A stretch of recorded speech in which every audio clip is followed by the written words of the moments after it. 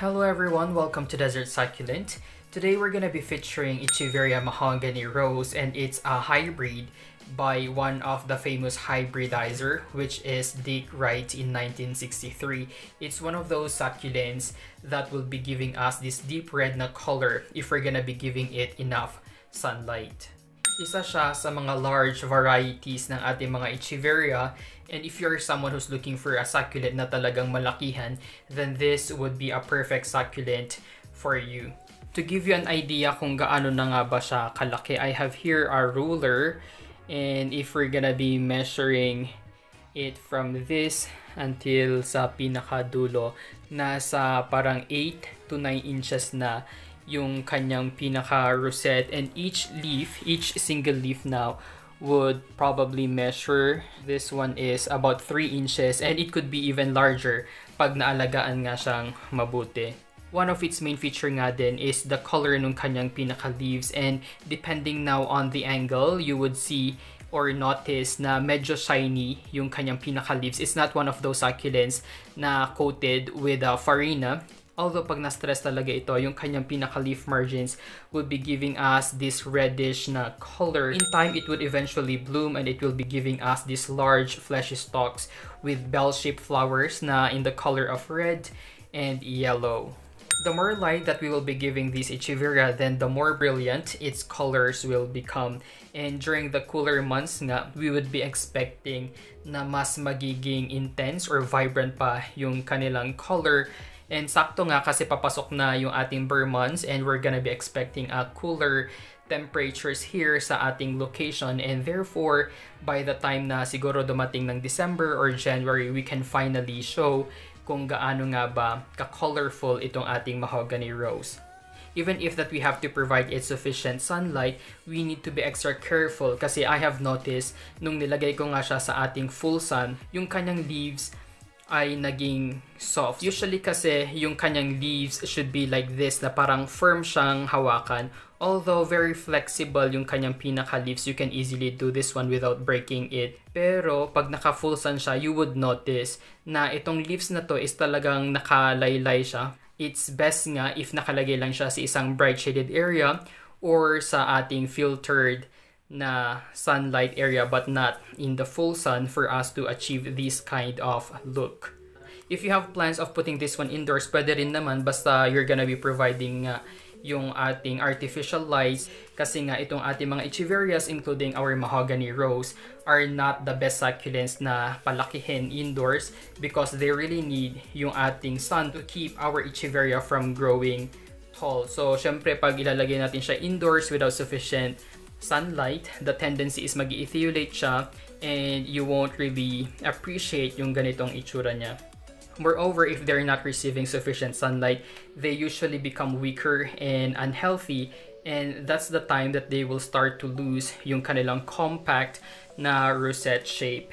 In addition to lots of light, we also need to provide these kind of Echeveria with lots of ventilation. Sa akin, nakalagay siya sa ating open na rooftop, and therefore I don't have any problem with our air circulation. Pero if nakalagay nga siya sa isang area kung saan poor ang ating ventilation, then it wouldn't be a bad idea if we're gonna be setting up a fan, your electric fan, near the succulent to keep nga yung air flowing all the time. Kasi yung ating stagnant air is a perfect environment for harmful bacteria and fungus. We have to water them pag nag-completely dry na nga yung kanyang pinaka soil, and usually kasi itong Echeveria Mahogany Rose or Echeverias in general, they are summer growers, or their active season nga is during the hottest months of the years. Kaya ngayon na tag-ulan, we need to cut off or hindi masyadong madalas yung ating pag-water sa kanya, like what we have here. Ayan no, yung ating loam soil, it's still moist up to now, and definitely we're gonna be waiting for about 2 weeks, 3 weeks, or even 1 month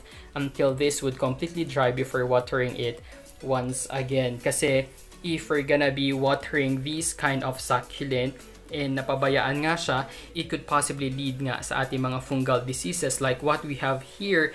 This one is a two-headed na mahogany rose. As much as possible, we need to avoid na mabasa yung kanilang pinaka-leaves, especially in humid areas, para maiwasan natin na matrap yung tubig sa kanyang pinaka leaves or sa kanyang main rosette, kasi pag napabayaan nga it would lead to rot and some fungal diseases, and yun nga ang nangyari dito sa ating two-headed na mahogany rose. I haven't treated this one yet for me to show you na ganito yung possible na mangyari sa inyong mahogany rose if we're gonna be ignoring it and not treating it right away. Even if this is a big size na Echeveria, we also need to supplement it with the right nutrients by feeding it with a fertilizer that is low in nitrogen. So the fertilizer should be a balanced NPK diluted nga at least half the strength of what is recommended sa inyong label. Like for example, sa akin, I'm using yung 8% na NPK,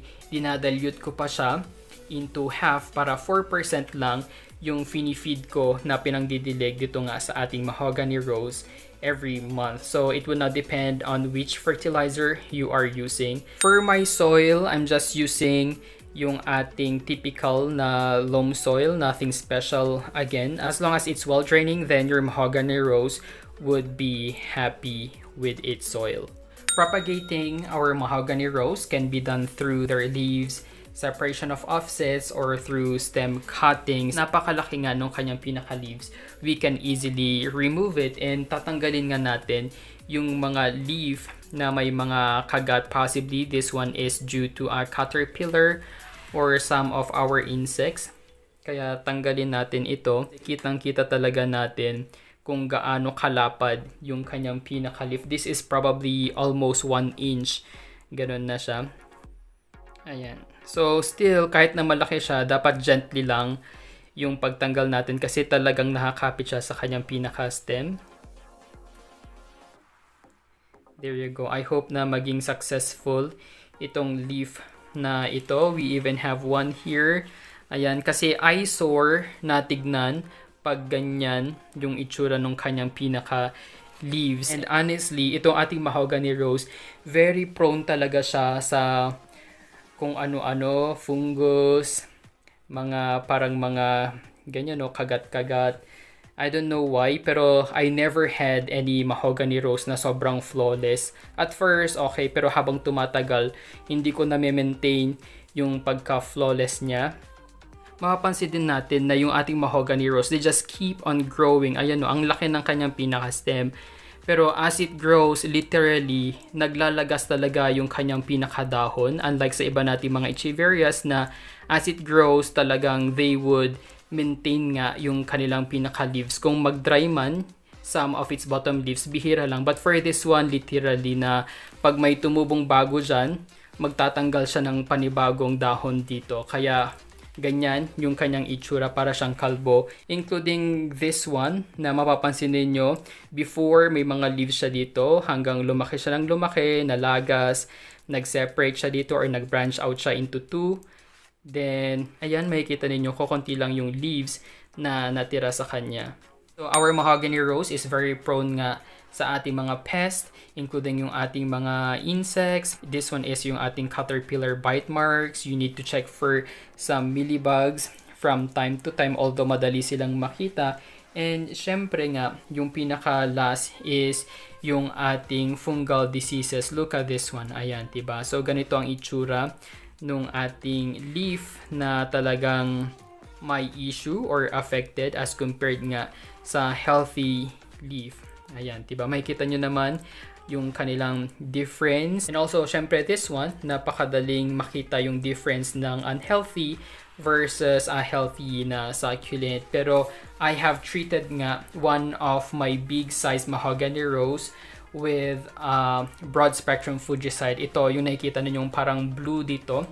Ito, yung ating inispray sa kanya. Probably 2 weeks na din. And for the last 2 weeks nga, hindi ko pa siya diniligan para naman talagang ma-absorb ng plant yung ating contact fungicide na in-apply sa kanya. And you would notice na controlled na nga yung pagkalat ng fungus dito nga sa ating pinaka-plant. You can see these healthy na growth dito sa pinaka-gitna.